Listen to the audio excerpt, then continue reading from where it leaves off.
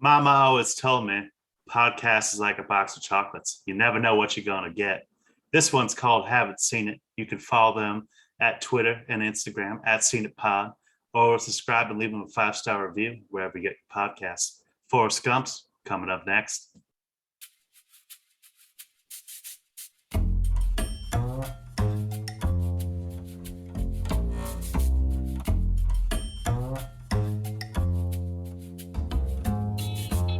Haven't Seen It with Tim Sestito and Tommy Tevenet.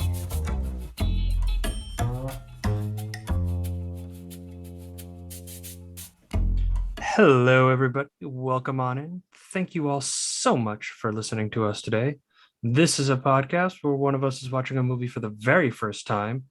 And today, that person is Tommy, as we continue his roll down just like really classic, iconic American films that pretty much everybody and their mother has seen before.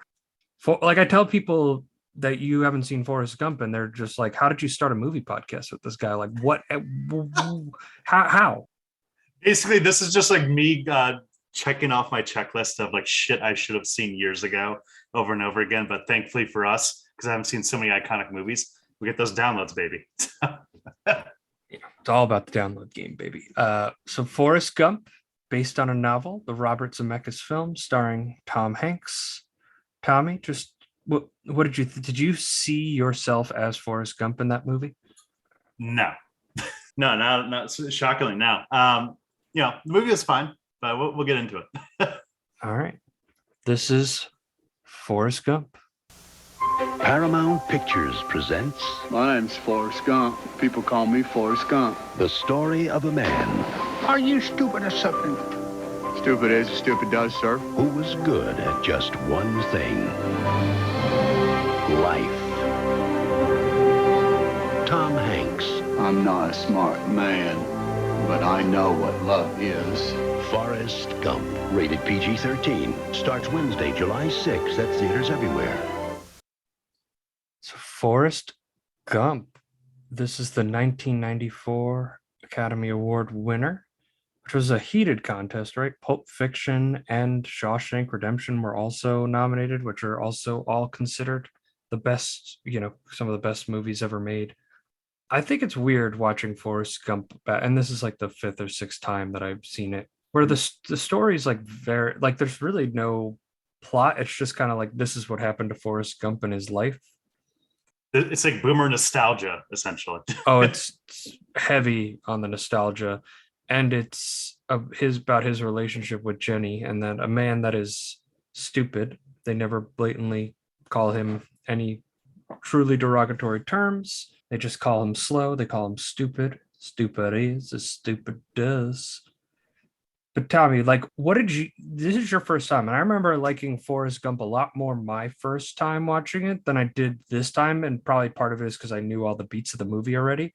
Like, what was your, like, what have you seen of Forrest Gump, know of it before going into the full thing? I kind of knew like a lot of like the plot beats going into this movie. I guess it's because like pop culture osmosis. Like I know that like Jenny died of a mysterious illness. It was AIDS. I mean, they just didn't mention it. I have to imagine. I knew that like the Ron Forrest Ron parts and stuff, and how he just like somehow influenced a lot of history, or just like was involved in like mean a lot of precedents. Like seeing like the TBS commercial where it was like Forrest Gump coming up next or something like that, and I'm like, I'm gonna change the channel. That's what I used to be like. Yeah, it's interesting because I think the movie itself doesn't work without him, like just being involved in these historical events, and honestly most of them just base around his time in the army, right? Like he only meets Lyndon Johnson and Richard Nixon when he's doing stuff for the army in the USO.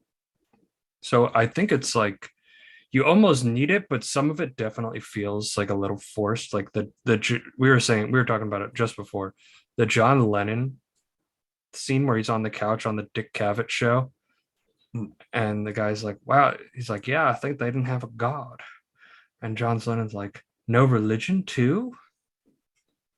And then Dick Cavett's like, "Oh, could you even imagine that?"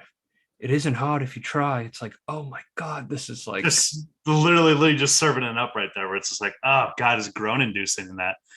Especially like, oh, we were talking earlier, like the Nixon scene too, where it's just like, oh, what hotel are you staying in, buddy? And it's just like, of course, this is where, like, he obviously leads, Forrest Gump causes the break-in at Watergate to be discovered and everything.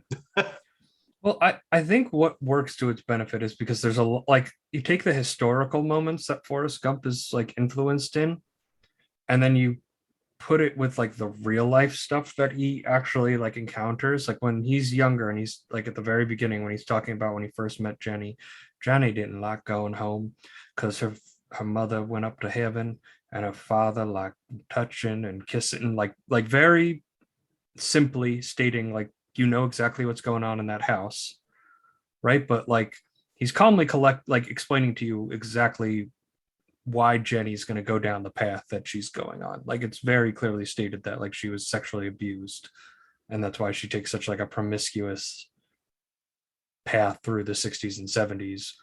Well, it's one of those things that this movie's like known kind of, for a while, is like almost like a family friendly movie. That's kind of like a reputation it has. And I feel like if I saw this as a kid, those parts would just go straight over my head and I wouldn't even know. Like, Right, because it's not heavy handed at all. No. And you need a character like Forrest to make that happen.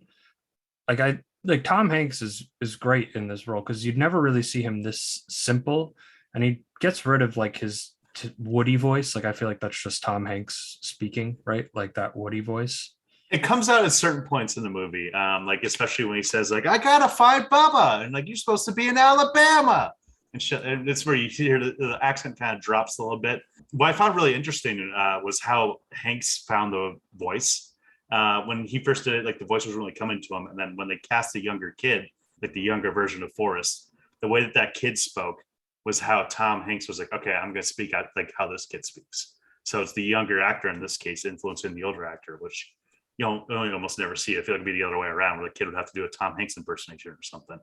Well, Zemeckis even said too that like they put this kid through extensive screen testing because it was going to be his first time ever being on screen.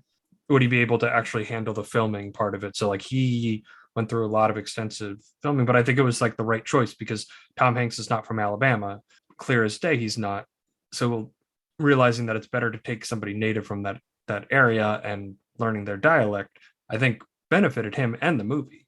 Well, it's interesting, with like Tom Hanks, where like this movie has such a delicate line where it could have gone such in a bad way. The people that they were thinking of casting at first, like the writer of the novel, this is based off a novel. In the novel, the Forrest Gump's more of a heavy set guy, so he imagined John Goodman in the role, which no, wouldn't have worked. But then it could have even gotten worse. I mean, John Travolta, I don't know. I kind of want to see that version with John Travolta. I'm not going to lie to you. It's like he was in that movie Fanatic where he played like a dim-witted guy. Yes, so yes. It's like very, very poorly received. But thankfully Travolta didn't do it. And then also like Chevy Chase, Bill Murray, and Sean Penn were also offered. It's with the former two guys, like you couldn't imagine that they would just be like wrong charisma for those two. They're snarky assholes. Like you need gentle, delicate, like all-American boy. I guess Bill Murray would have been doing like a riff off of his character in Caddyshack, but it wouldn't have fit the tone of the movie. It would have seemed like mean-spirited, where it's just like, oh, this is kind of like punching down on people. Yeah, I mean, I know Hanks has his comedy background, but like I never think of Hanks in the like, yeah, it would really come off like punching down on Forrest. And Hanks does treat the character with a lot of respect and realizing that, yeah, he's slower than other people, but he's not an idiot. Like he knows what love is. He knows how to take care of himself. Like he knows how to live his life. Like, and he's lived a life unlike most other people. He went to the Vietnam War. He got shot in the buttocks. And the best part of getting shot in the buttocks was the ice cream. Ice cream, Lieutenant Dan. Ice cream. Actually, I think it was a good. Like, what did you think of the relationship between Lieutenant Dan and Forrest?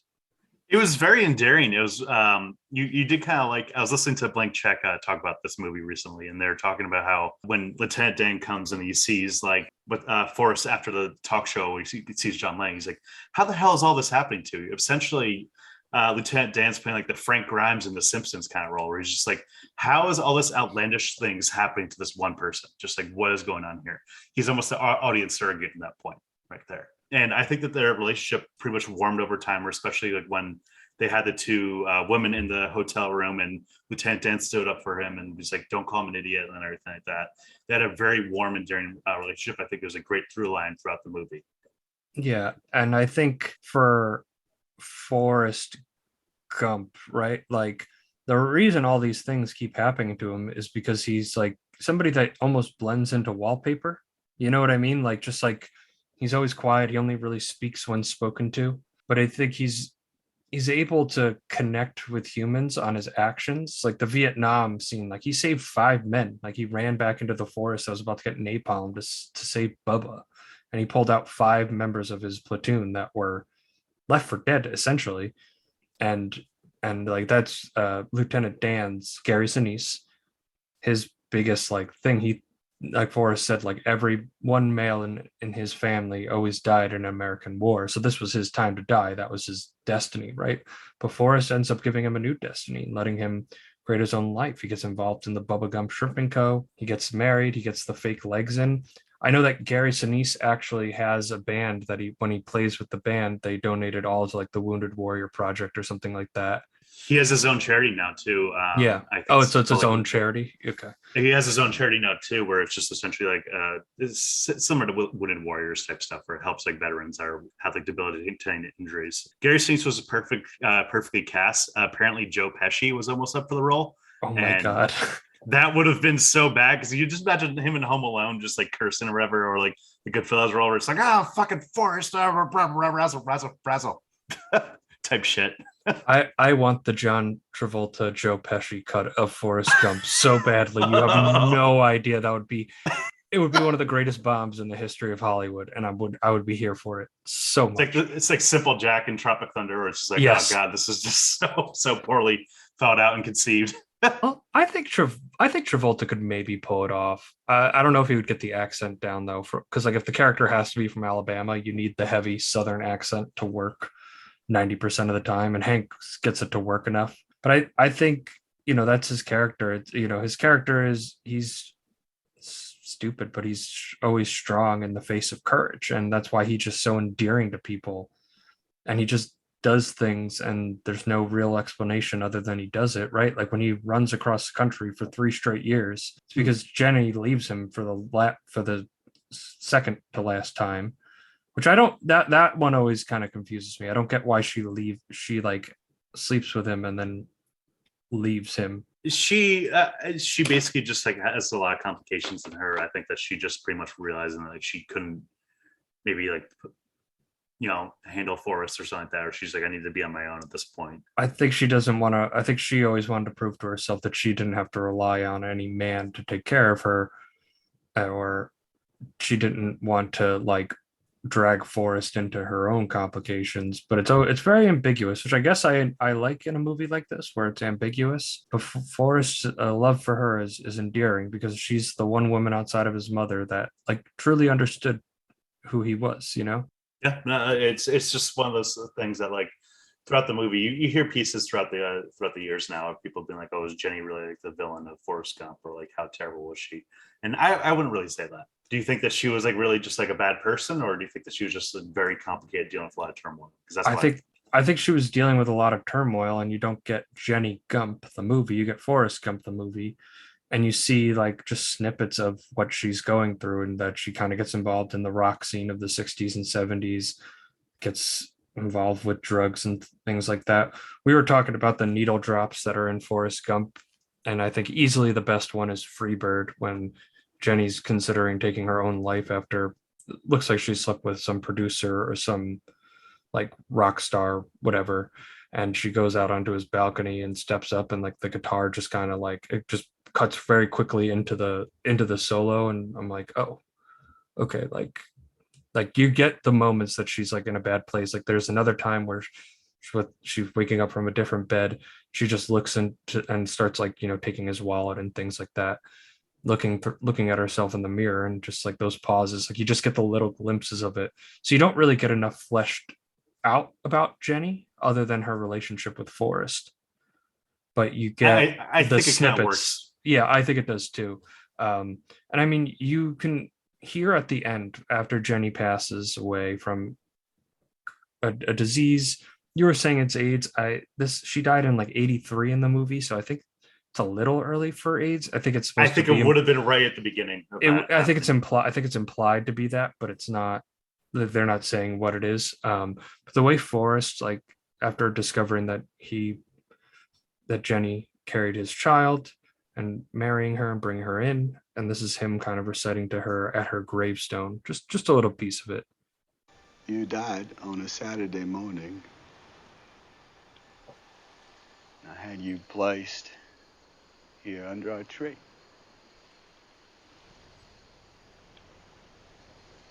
And I had that house of your father bulldozed to the ground. Mama always said dying was a part of life. I sure wish it wasn't. Little Forrest is doing just fine. But About to start school again soon. I make his breakfast, lunch, and dinner every day. I make sure he combs his hair, and brushes his teeth every day. Teaching him how to play ping pong. Okay. He's really good. Forrest, you go.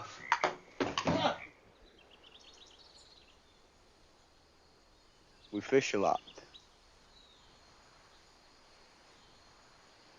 And every night we read a book. She's so smart, Jenny. You'd be so proud of him.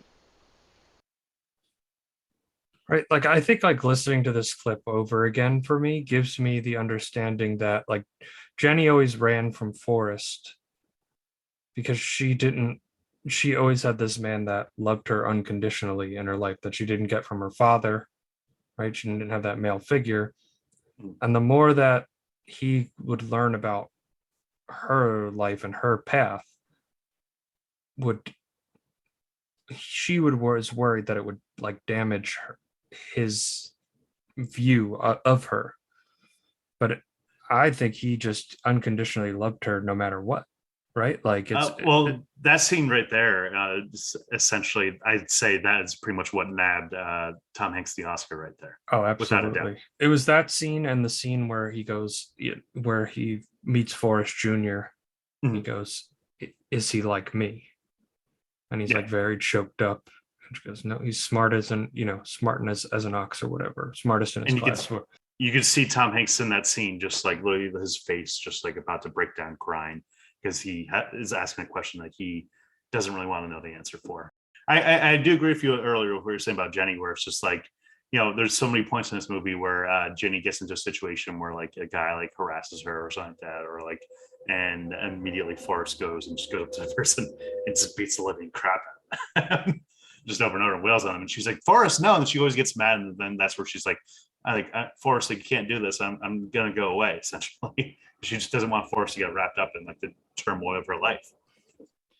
Yeah. And I think like that's also kind of why you need Forrest to be entangled in history, because Jenny's kind of entangled in like the more pop culture side of history, right? Like she's entangled in like I guess like the social politics side of it, right? She's with the Black Panther movement. Counterculture.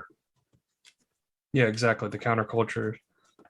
I have no idea how we didn't get a clip of Jenny at Woodstock. It's like, it almost blows my mind that was just not in this movie. Of like all the boomer hits that they could have hit, and that was the one that they didn't. You can almost see like Tom Hanks being superimposed on the stage or something like that of Woodstock, where like somehow he gives a speech up there. No, he wouldn't be there, but she like they would have superimposed her into that. Well, they were talking, that was like the big visual effects thing that they did, was the superimposing. Like that was the groundbreaking technology, which it's not Jurassic Park, but it certainly does. you know, like I this. think the same company, ILM, Yeah, Industrial Light and it Magic. was always ILM, especially at that time. And when like Forrest meets the presidents and stuff, like they had to go through archival footage and basically to put Tom Hanks against a blue screen with little like marks and annotations and stuff like that for where JFK was. Like they pulled some like random meet and greet, right?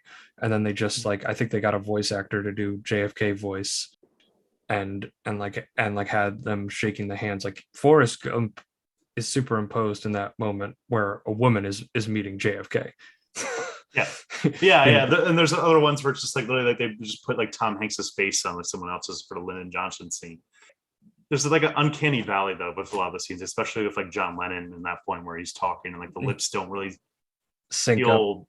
Yeah, yeah, it's kind of odd in that way. I do like the Elvis scene. Do you know who did the voice of Elvis? It was Peter. Oh, was it Kurt Russell? Kurt Russell did the voice. He wasn't the actor, but two movies in a row we're covering Kurt Russell, I guess technically. That must make you thrilled. But I always thought, at least like especially the JFK one, I thought that's where like the little humor in the movie kind of came through, and you just get a little bit more insight into to like the mind of a man that's this simple. You know what I mean? Now, the really good thing about meeting the President of the United States is the food. They put you in this little room with just about anything you want to eat or drink. And since number one, I wasn't hungry but thirsty, and number two, they was free, I must have drank me about 15 Dr. Peppers. Congratulations. How does it feel to be an All-American? It's an honor, sir. Congratulations. How does it feel to be an All-American? Very good, sir. Congratulations. How does it feel to be an All-American? Very good, sir. Congratulations. How do you feel? I gotta pee. I believe he said he had to go pee. Right? It's just like a little moment like that, right? Like you've it's for simplicity. It's like, how do you feel right now? So he answered it literally. I have to Yeah. pee. Tommy, if you and I met the president of the United States, if we had to pee, we probably wouldn't let the president know that we had to pee. Although it'd be pretty cool to pee in the Oval Office bathroom. Like if you asked in that moment, you probably get the presidential toilet. Yeah, exactly. Just get like the best toilet in the fucking whole entire USA.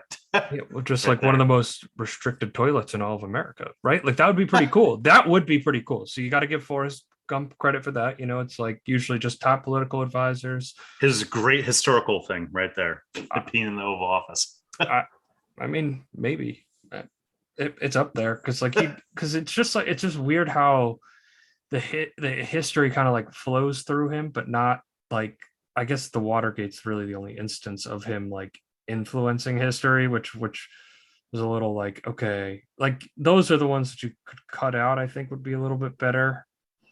But like I thought, like him going to Vietnam was like really powerful. Yeah. Him founding the shrimping company and always making sure that Bubba's family got a cut of it was always a really like nice moment. So I want to touch on the Vietnam scene for a little bit. I honestly watching it was probably the best stretch of the movie, I think. I don't think Zemeckis has like really made like a proper war movie before or since really.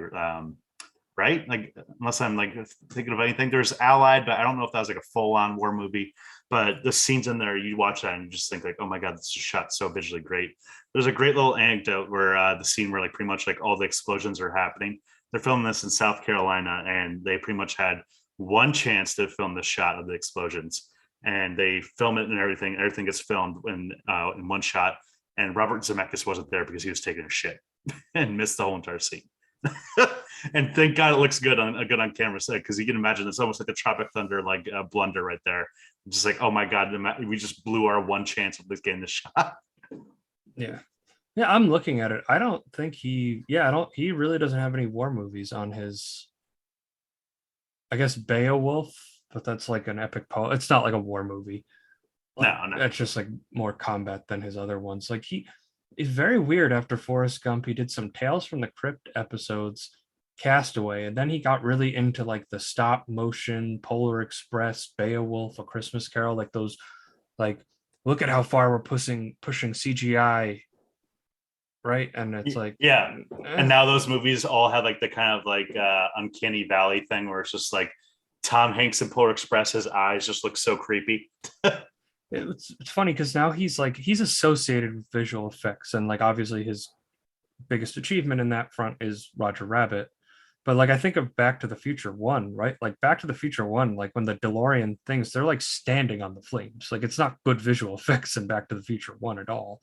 And then I No. guess Roger Rabbit just like unlocked this like idea for him because everything going forward is really about him like pushing the scale, pushing the scope, right? Like he did the what was it? I didn't see it, but the walk, the one with Joseph Gordon-Levitt, where he does the guy who crossed the trapeze guy who crossed the twin towers on a trapeze with the thing, right? Like he's always about that. He's really become about that like scale and scope and how can we push like computer visuals forward. He's essentially what George Lucas should have been, but like George Lucas couldn't like write characters and stuff like that. So he just doesn't know what a script is. I mean, like I'm trying to think like the only like really like small movie that Zemeckis has made since like Forrest Gump, I guess would probably be What Lies Beneath. I mean, What Lies Beneath has like a budget. Even that I can't even call that a small movie. That had $100 million budget, which I didn't know. I thought that movie was just like a typical ghost story. But yeah, he just from this point forward, just like he's never gonna do anything small budget. no, not even small budget. It's I would like to see him actually do a movie that like go back to his roots. Like I feel like all of his movies are like these mystical tales and like fairy tales and like really big like events and scope and stuff like that. But I think he's a good care. I think he's really good at working with actors and getting really great performances. And I wish he would kind of focus on smaller stories and pushing like the boundary, pushing the visual effects boundaries in that way. I mean, maybe we So get you're a. not like Should we get Who Framed Roger Rabbit too? No, I'm kidding. We shouldn't. We should. is this how? So is this where we say we're really excited to see him do Pinocchio with Tom Hanks as Geppetto? It's like if they casted Tom Hanks in an Elvis movie and made him the fat guy. Oh God! Speaking of Tom Hanks' accent works. I mean, it works for this movie, but apparently in Elvis, even the trailers, you laugh out loud when you fucking hear that. It's like, oh. I'm typically anti the music biopic, but I kind of want to see the Elvis one. Like Austin Butler looks like he rocks it in that movie. And Baz Luhrmann, I mean, like he knows how to fucking shoot a music scene. So I mean, that alone, I think, is probably the price of admission. Yeah, it seems more of like an HBO movie than like a go to the theater movie, but I would like to see it. I suppose it would be good. I've heard it was pretty good. Yeah, heard some good things. Well, here's another weird thought I've thought about with like Tom Hanks. Like he's really not. Is he the ultimate good guy? Because I really struggle to think of instances of him as a villain in a movie.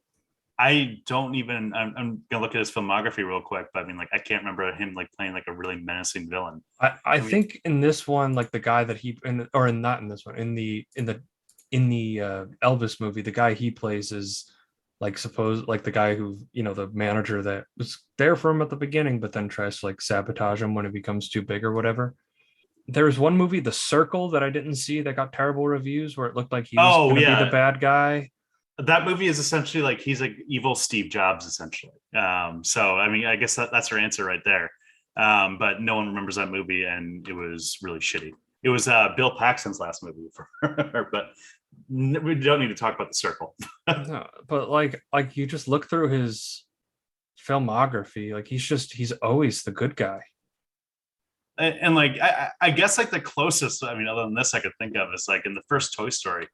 I mean, Woody's not a villain. No, but he's kind of a dick. He's your he's your protagonist. Yeah. He needs to be that way. But yeah, it's very strange. Like I would love to see like a good Tom Hanks film. Like Tom Hanks as a Bond villain or something like that, where he's just like an American. Yeah, I would love to see I actually would like to see Tom Hanks as a Bond villain. Although they said they're going to do a whole new thing with James Bond, so I'm sure they're going to make one terrible movie and then go back to the formula that works. Yeah, exactly. You can't trade too much. Whatever. Like, what do you think they're going to do? Like, do you think they're going to go female with him or with 007 or whatever?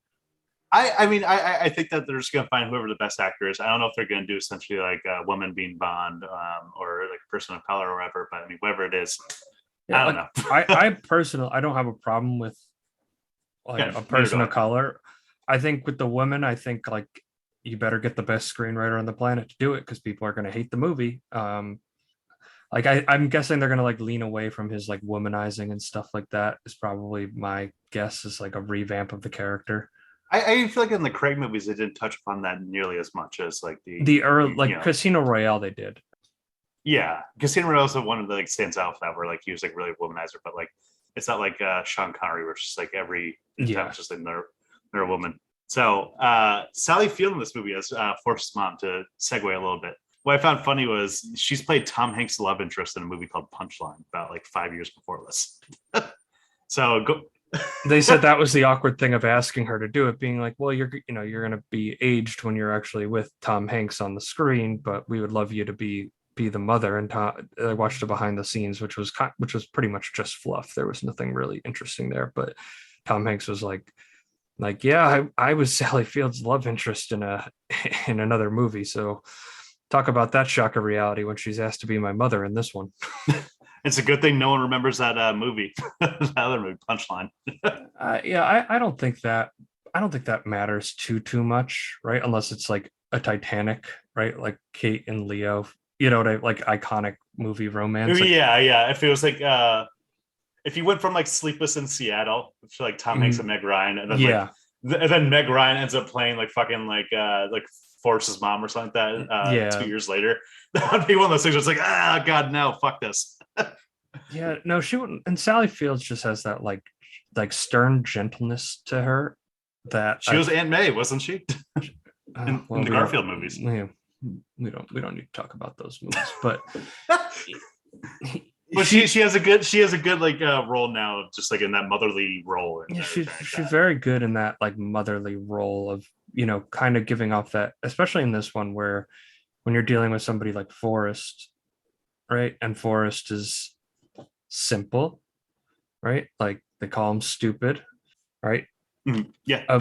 And Forrest even says she was always the best at explaining things for me to understand it, and it showed how much like she truly loved him. And I mean, there was the part in the beginning where she kind of does anything she possibly can to get Forrest into that public school that he wasn't going to qualify for. That part was actually hilarious, where Yeah. the guy walks out afterwards, and he's like, boy, you don't know how much your mother cares about your schooling. And he just goes, like he's just imitating the moans that he does. That got a laugh out of me. I was like, that's funny. I didn't expect this movie to be as funny as it was. I always thought this was going to be kind of more of like a serious drama or something like that. And I was just like, oh, this is going to be like a slog. But there's like so many scenes like that, or like in the beginning where Tom Hanks says, he's like, Forrest, I was named after like a KKK guy or something like that. Oh yeah. Yeah, the guy who founded the Ku Klux Klan. Again, that was another one where it's just like, all right, maybe adding I don't know if it needed that, but whatever. What did you think about his relationship with Bubba? I thought that it was just a really endearing friendship. I just love that one scene of just Bubba just lifting off all the different shrimps. I think that Bubba himself just really like played a good like rapport with Forrest right there, and you can really see like why those two characters bonded immediately. And I thought that was really sweet. And like one of the most emotional scenes in the movie was what I said earlier. It's like, I gotta find Bubba. Yeah. And for Forrest, it's kind of like anybody that just accepts him for who he is and doesn't try to like patronize him, or like Bubba just speaks to him about the shrimping business. Like he had been in the shrimping business for 50 years. And Forrest just like kind of nods silently. But I think he ultimately always appreciates just being treated like a normal human being, which is what his mother does, what Jenny does, and what Bubba does, and what ultimately Lieutenant Dan does, right? Like just treat him like he's just anybody else, even if he's a little slower than your average person. But it's not detrimental to Forrest. And like the more we kind of like talk about it, the more you get the sense of like why all these pieces are in there. It's really just like some of the historical anomaly ones don't make a ton of sense. Like, what did you think of him being like a world-class ping pong player? I thought it was just kind of funny, just like random like zaniness of the movie, where it's just like, okay, we're going to this now. Where it's just like, okay, I guess Forrest has this thing. It could have gone a little bit weirder, where like apparently in the book, Forrest was an astronaut at one point. Forrest was a world wrestler, and that would have been too like over the top right there. Yeah. But it did kind of feel a little bit great in that way. So, Yeah. and they didn't really do it like a Rain Man type thing, which apparently Warner Brothers was going to do this movie originally, and they passed because Rain Man won the Best Picture like that year in '86. And they're like, oh, I was like 89, I this, think. whenever it was, but Warner Brothers decided to pass on this movie because they're like, oh, it's too similar to Rain Man, which I don't know, not really, other than the main character. Yeah, I mean they're very different movies. I think like the more just being able to like kind of talk it out like this, I see the enduring nature of this movie. Like it's still considered one of the most popular movies ever made. You talk to anybody that you know, they've probably seen Forrest Gump. Well, it's weird that like in recent years, this movie has gone like a critical reevaluation, which most people nowadays don't think this movie is as great as it used to be. It's gone over like a little bit lower critical evaluation where it's just like, maybe it's a little too earnest or a little too like hokey and stuff like that. But for the most part, I didn't really feel that way. My only real main criticism of the movie would be the needle drops, I'd say, because I felt like it was just like, what's the most like obvious and like stereotypical needle drop we can put right here? Like, for example, like in Vietnam, oh, we got to play Fortunate Son. Of course, Korean Screenwriter Revival. It's like a law in Hollywood. You need to play that song if you're doing any scene in Vietnam. Does Creedence Clearwater Revival like have a deal with like every Hollywood studio? Like, honest to God, like I don't. Seriously, I want to do a podcast now on the deep dive of the origin of Fortunate Son in every single Vietnam movie, because it's in every. I can't think of a Vietnam movie. It's even in Full Metal Jacket. Like it's in every single one of them. Yeah, it's like one of those things that like, yeah, that song was about Vietnam, but just like, come on, there's so many other songs from that era you could easily pick, like Even Destruction probably, or like, I don't know. But even at this point, it's just like everybody, if there's a movie about Vietnam, you know as hell, Fortunate Son's going to be played. Like, I'm surprised somebody like Kubrick like let that happen in his movie. Like, I really wonder if they have a deal. Like, I just don't understand how it gets into. You need to put this. If Freeze Clearwater sues a Hollywood studio if they don't have it in the movie, we're just like, this is bullshit, and you know that you're supposed to fucking put her song in this. I mean, one of the ones that maybe grown the worst in this fucking movie was when Forrest was running, and they played Jackson Brown's "Running on Empty," and I was like, oh, come on. Oh, Tommy. Wasn't as good as High Fidelity Needle Drops. I felt more natural. Yeah, no, for sure. The needle drops they are what they are, but I think when I think of this movie, it's a lot sweeter and a lot more endearing than a lot of like dramas like this are that focus on a character. In a way, like Forrest doesn't win or lose at the end because he loses Jenny, but he gains a son, right? Like it's a very ambiguous ending, and it's really not a traditional storyline. It's just like him telling bus stop passengers his life story, and we get to see it, even though Jenny lives 5 blocks away. Yeah, what I find interesting about that framing device is that you notice throughout the movie is that almost every time it cut to a different person. I wish it did that, or literally every single time it was a different person. But you notice that each person that comes to the bus stop is more and more interested in his story and hearing him talk. Like the first lady at the bus stop pretty much is just trying to be like, can this guy just stop bothering me? It's just like, I'm just trying to mind my own business, like read my magazine or whatever. And then it's the old fat guy is the next one, and he's just like so bewildered by the whole story. And the next one's the old lady, and the old lady is just so interested and so captivated. What did the big guy say? He said something like, "Boy, that was you." I don't believe that. You know, I believe. Or when he said when he was like, "I got the Bubblegum Shrimping Company. We had 3 different boats. There's restaurants. There's all the stuff." And he's like, "And now you're telling me you founded Bubblegum Shrimping Company?" "Yes, sir." "I believe a lot of things, but I don't believe that." And then the lady's like, "Well, go on, tell me about Jenny." Well, yeah, the old lady, like, she literally doesn't go to the bus that she was supposed to go on. She's like, oh, I can wait a little bit more. And then like, whereas the first lady, like, literally, she just can't wait to get out of that situation.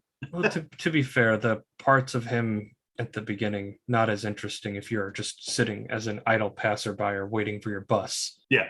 then like him being on the Alabama football team under Bear Bryant, like I know you don't know who that is, but Bear Bryant is one of the most. I know he's a famous. Yeah. He's like arguably the most influential college football coach, one of them of all time. He's like a god in Tuscaloosa. So Forrest being on that team, I thought that was cute too, where he like runs through the tunnel the first time, and then the second touchdown he gets, they had the signs that said "Stop, Forrest, stop!" Like when he hits the end zone, so they would drop the thing down so he would stop running. Like I thought that was like kind of cute. What was interesting too is that like the only two sexual experiences we see with him are both with Jenny, and the first time is he like just literally touches her, and it's implied that, you know. Yeah.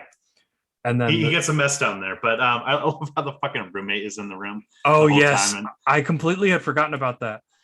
I was thinking about the whole time. I was just like, so Jay's just like the shittiest roommate, where she's just like, oh yeah, like whatever, we're gonna do this right in front, and like, and I love that they cut to the end of that scene of just like the roommate wide awake, just being like in shock, just like, oh my god.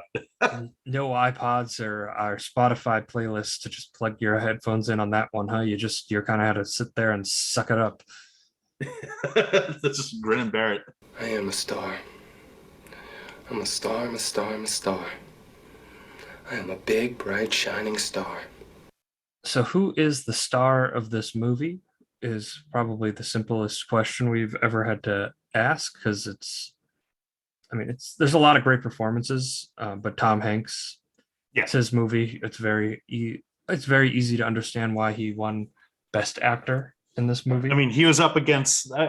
That being said, though, it was a very tight race for him because he was up against Morgan Freeman for Shawshank and Travolta for Pulp Fiction, and just those two alone. I mean, Travolta's great. Morgan Freeman, I think, is the one that you could make the argument for that could have probably beat Tom Hanks for the Oscar.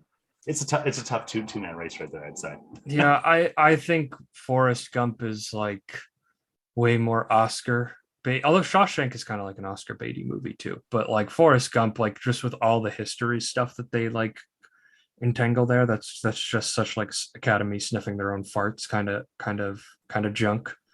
Yeah, exactly. Where it's just like the boomer nostalgia, where it's just like, oh, wasn't it great back then or whatever. And the one we talked about Jenny, but we haven't really talked about Robin Wright's performance. And she's fantastic in this because she has to play Jenny so subtly, right? Like Jenny's emotions and like just like your context of Jenny, because like there's all the memes and stuff about how Jenny's just terrible to Forrest Gump or whatever. But like I said at the beginning, there's that one thing where it's like very clearly obvious she was like sexually abused as a child and things like that. So Jenny, like that's what led her down this path, right, of never really having a true father figure. And like she gets very limited screen time to showcase the emotions, because she gets probably like 3 to 4 minutes of the movie, if that, without Forrest as a part of without interacting with Forrest. And I think she really does the best with it, because each time you see her more and more, you just see her losing herself more and more. It's kind of shocking she wasn't nominated for an Oscar herself. I mean, like, I think that it was just as great as like Tom Hanks' performance. Even like the one part where she's throwing the rocks at her old house, just like breaking down crying. Yeah. Right there. I mean, like, she should have been nominated for an Oscar. I mean, I don't know if it'd be Best Supporting or she'd be supporting for sure, in my opinion. Because Tom Hanks is really the only lead. But Sally Field, Gary Sinise, like all the actors in this are terrific. It really is like a smaller cast than you would think of for a movie that's this wide. That like is as big of a story as it is. Like you have Bubba. But other than those 5, like everybody else's character is in it for like a scene or two, like if that. They just talk to Forrest briefly, and it's just like, okay, whatever. And then it's just like this historical person. Oh, it's Abby Hoffman. It's so and so, blah blah, over and over again. But like they don't really pop up. But yeah, it's like a tight cast of what, 5 or 6 maybe. Yeah, for the most part. It's really, and like Bubba is like he's only really in it for a short period of time too. It's not really in it that long. Like you usually just see Forrest interact with the person, and then you see maybe like the after effect of their life after encountering Forrest. And I don't know. This movie is just endearing and sweet, and we don't get enough like sweet movies like this. You know, it's a lot of them are usually much. You know, this could have taken a much darker tone very easily. Mm. And I think Zemeckis is kind of the right guy, just looking at his body of work of always keeping things lighter and keeping things more like keeping that tone like more sweet and more family friendly. Because even think Back to the Future, which is, you know, he had Romancing the Stone before that, but his bigger breakout, like that movie is so endearing because it does have that sweetness to it and that like I and think that that's why charm. this. I think that's why this movie, I think for the most part, would still work today. I don't think you'd have to change that much, because it doesn't, like we were saying earlier, like not like Chevy Chase or Bill Murray in this role where it would have been punching down. It's really treats the character with respect and not in a way that's just like, oh, look at this stupid idiot or whatever, which would have been like an awful way. We'd be like, nobody would care about this movie and be awful, and we all hate it. So I think that they just handle it with some real dignity. They give Forrest a lot of dignity in this movie. What would you do you think they should make a sequel to Forrest Gump? They were about to. Really? They were actually going Yeah. to? They were actually going to, because they made a sequel novel where the sequel novel is like basically he meets Tom Hanks and like everything that happened to him. Like they made a movie about his life and everything like that, and he hated it. They were going to make the sequel. Then 9/11 happened, and Eric Roth, the screenwriter, Robert Zemeckis, and Tom Hanks were like, let's shelf this. I mean, what would be the 21st century version of Forrest Gump if it was like the remake or something like that, the reboot, where it's just like what he like tells George Bush as like, oh yeah, we won the war, like victory or something like that. I met these two turbaned men in an airport and Jesus I asked them Christ. what they did for a living, and they told me they were airline pilots. I never heard about those two fellows. He goes on the apprentice and he tells Trump, he's like, you would make a good president. Yeah, no, see, they wouldn't do that. Hollywood wouldn't do that. That Oh would yeah, be, no. That'd be too much. or he would tell him, be like, you'd be a terrible president. And that's what sparked his. And then that man ended up winning the election. That kind of stuff. Yeah, I think just with like the onslaught of social media, it's too cynical. You would need more time to pass. Like it's weird to cover history from 5 years ago in a movie that's like sentimental and sweet. Because even this, like Forrest Gump ended what, like in 82, the movie? 82 or 83, something like that. So 12 years later or something like that was when they started doing everything.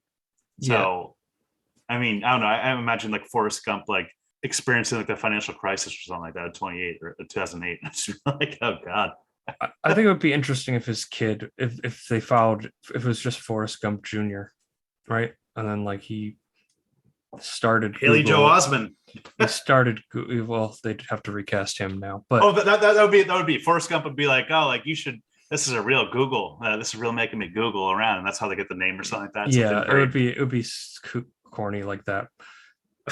They shouldn't do a Forrest Gump. I think we're talking it out, and I get why Zemeckis and Hanks and people who know a little bit more about making movies than we do, we're just like, yeah, let's cut it. Let's cut it. The more we talk about it, the more it's like, oh, this is bad.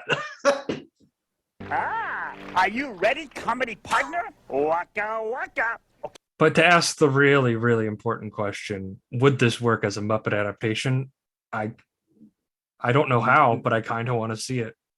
Like it would take it would take the entire Muppet. It would take every single Muppet puppet they've ever made to fill everything out. But if you left Tom Hanks as Forrest Gump and Miss Piggy as Jenny, or no, I guess it would be what's the girl, the bass player in the band? Oh, Janice, and Miss Piggy would be Jenny. Janice would be Jenny, and Miss Piggy would be Mama. I think more than anything, I just want to see a Muppet Vietnam movie. If we did like Platoon, but with Muppets or something like that. Just imagine like Gonzo, like like smoking a cigarette, like with the rifle on the helicopter, just like with Fortunate Son playing, like the puppeteer bopping his head, and you just like you have Forrest Gump and Fozzie Bear just sitting there, right? Like looking at each other. I sell myself pretty much on every single Muppet adaptation, and I think just put that one scene as a Muppet adaptation. Just give us a give us a war Muppet movie. Come on. So then, who would Kermit be? Would Kermit be Lieutenant Dan? Kermit would be Lieutenant Dan. Would Grover have to be Bubba? No, not Grover. I said Fozzie. Gonzo. I said Fozzie. Fozzie. Fozzie would be Fo- good. Fozzie would make more sense. Yeah. So, all right, Muppet adaptation. Disney again, like we're literally just sitting here waiting to make you money. So please, we would like to advance our careers further. So hit us up.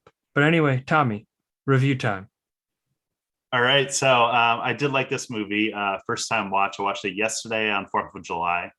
So pretty perfect time to watch this movie. I did like it. It had some good points, and like I said, I wasn't really a fan of the needle drops and how like basic it was right there. Forrest as a character was very endearing and kind of won me over in a lot of points. I do think the movie was a little too long, probably dragged a little bit. So I'm gonna give this 3.5 out of 5. I liked it. I'll probably watch it again, but it was good. Yeah, I'm also gonna give it a 3.5 out of 5. It's a good movie. It's really sweet. It's a total movie that you can always put on a Sunday morning or something on in the background. You always find something that catches your eye to watch it. It's endearing, and Forrest's character is great. It's really nice how all of his actions kind of flesh out his character for somebody that doesn't, have a ton to say compared to other protagonists in movies. But I think some of the historical stuff is really just kind of crammed in there for nostalgia's sake. And I think the movie would have been better off with a little less of that. But 3.5 out of 5, very good movie. Do you think this deserved the best picture? Because I don't know. I think No. Shawshank should have won it. I think Pulp Fiction should have won it. Yeah, either of those two I wouldn't find over Forrest Gump. But all right. So any final thoughts, Tommy? So thank you guys for listening. Another great episode. You can follow us at Twitter, Instagram, and TikTok at CNETPod. And you can leave us a 5-star review on Spotify, Apple, wherever you get your podcast. Really helps out the show. And next week we're covering 500 Days of Summer? Is that what it is? Sure. Looking forward to it. Yeah, it'll be a good little show. One right there. I think it'll be the ultimate Muppet adaptation. So we'll see you next time.